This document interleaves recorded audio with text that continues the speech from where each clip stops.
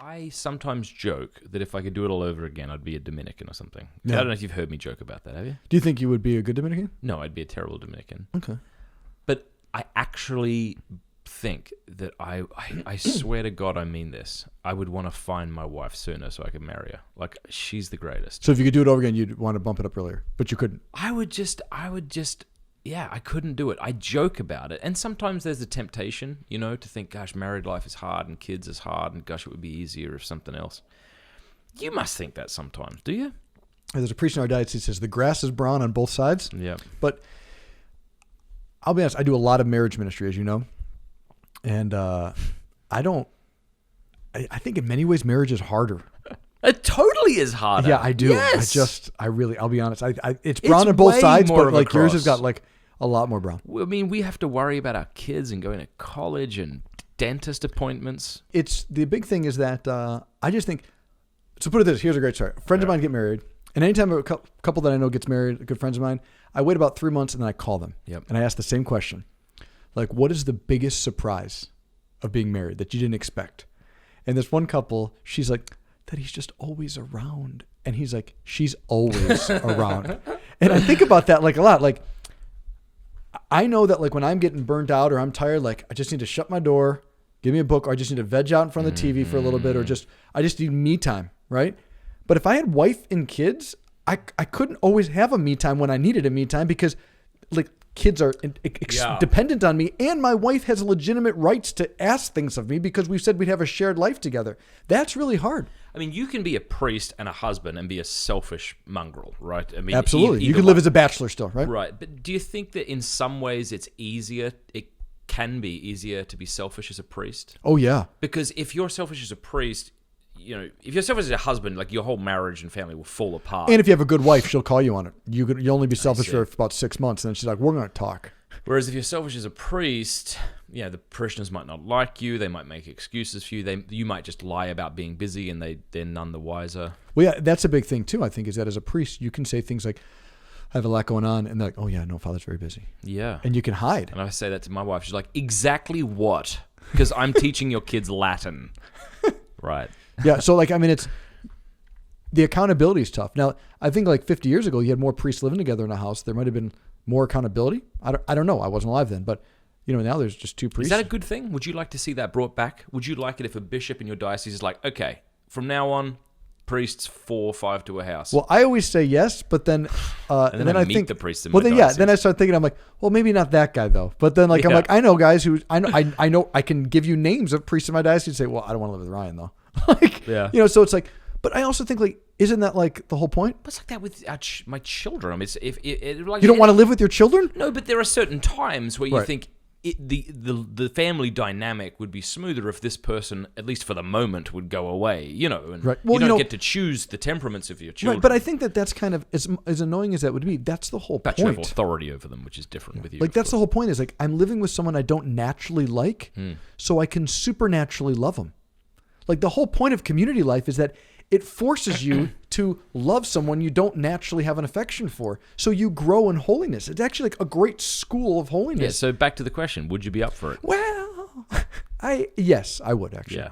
No matter you would what, see the good in it, even though it would be like really difficult. I also get along with a lot of people pretty easily. There's something about the idea of like, hey, you want to watch a ball game tonight? Or just having a cup of coffee. Hey, how you doing? Good. Nice. There's something rather than living alone or after a long, stressful, emotional day, just being by yourself. I like the idea of sharing like community life with people. What's your suggestion to parishioners who want to kind of reach out to their priest because, they don't want him to feel alone. They want to feel loved. But at the same time, they think to themselves, maybe there's been a million parishioners asking them to come and bless my house and he might be exhausted. And what do they do? I think you ask, but don't ask in a sense of really letting him to be free. When you ask and you really don't let someone be free. You're like, would you like to bless my house? Because my kid really has been looking to see you come over. He would love to show you his room. Really great. Like today or tomorrow. Yeah, you could come. Yeah, exactly. But just free, maybe Wednesday, but that's it. Father, if you're open to it sometime, we'd love to have you over, bless the house, have dinner for you. But no pressure. If you'd like to come, great. If not, we totally understand. And you probably get the sense if someone's being serious. Yeah, you get a good sense of like... People wouldn't say that if they didn't mean it, probably. Right. No, they always mean it, but sometimes they mean it too much. Like they really want the priest over. You're like, we really want you. You're like, I don't. Ugh. So it can be like a tough. lovely couple. Because you want to bless them, you want to be good to them, you want to be. You're their spiritual father. You want to be present, but you also don't want to put yourself in a situation that's unhealthy for you. I'm still a person. I need to be in a healthy situation. So, it's tough. I got to tell you about an potentially unhealthy situation that materialized in front of me recently that ended up being an amazing story. Haven't told you this yet. Totally side note. Has nothing to do with what we're talking about, but that's okay. That's what conversations do. So I was at a Steubenville conference with many young teenagers. Mm-hmm. I won't say where to protect this person's identity, so I want to be very clear about that. But it was during a night of adoration. It was a young woman. She came up to me and she was visibly upset and crying.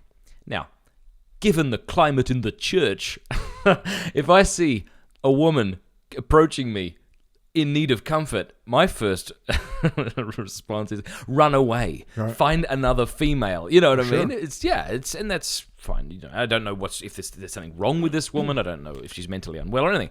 So she comes up to me and she can barely speak, right? And I'm very standoffish, right? Because I'm like, no one's going to be accusing the porn guy of anything, right? That's good. Because imagine if that happened. Prudence. Imagine if that happened.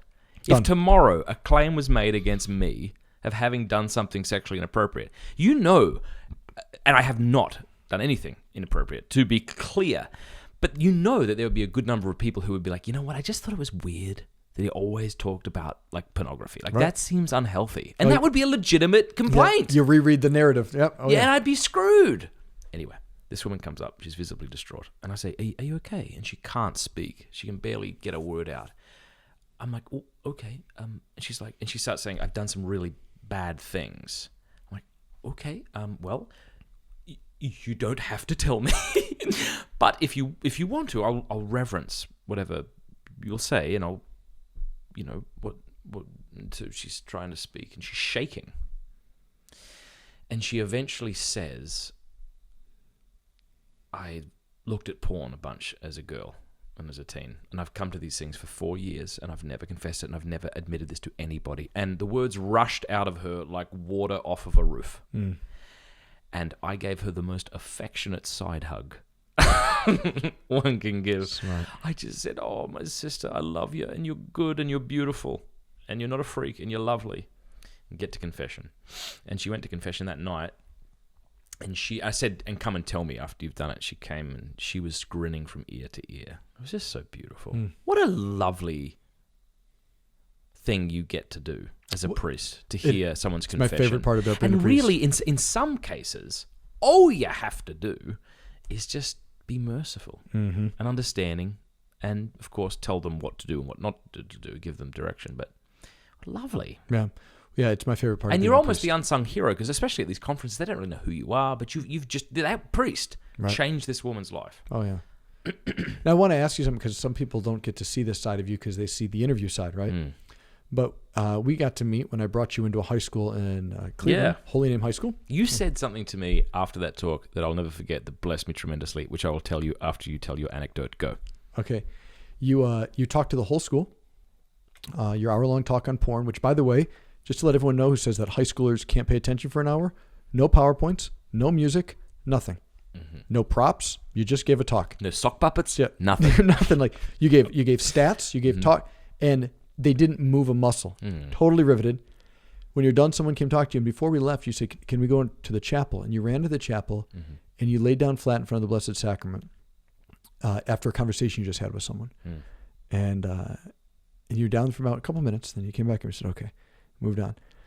When you laid down flat, what were you hoping to happen when you were praying in that moment? Do you remember? Gosh, I don't remember that at all, but I usually do this. Okay, what do you do? What do you hope? And lest people are thinking high thoughts of me right now, because that's a very flattering thing for you to point out, I'd like to say that it's due to the witness and friendship of Jason Everett that I've learnt to do this.